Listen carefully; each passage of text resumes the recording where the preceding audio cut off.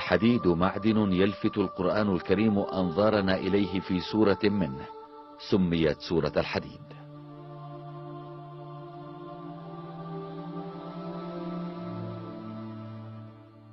وأنزلنا الحديد فيه بأس شديد ومنافع للناس. قد يظن أن عبارة أنزلنا التي خص بها الحديد في هذه الآية هي من باب المجاز، الذي يقصد به أن الله خلق الحديد لينتفع الناس به، خاصة وأن الناس يستخرجون الحديد من باطن الأرض.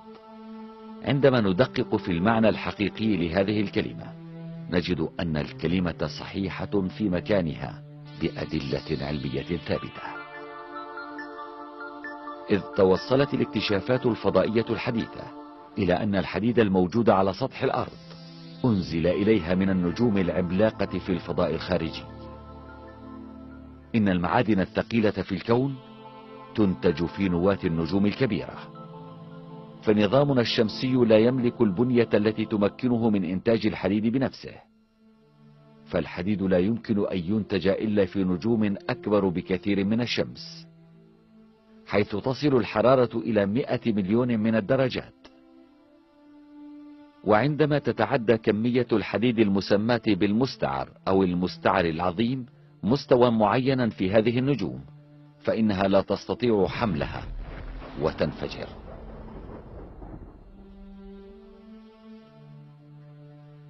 ونتيجة هذا الانفجار تنتشر في أرجاء الكون نيازك تحتوي على الحديد، وتنتقل في الفراغ إلى أن تجذبها القوة الجاذبة للأجرام السماوية.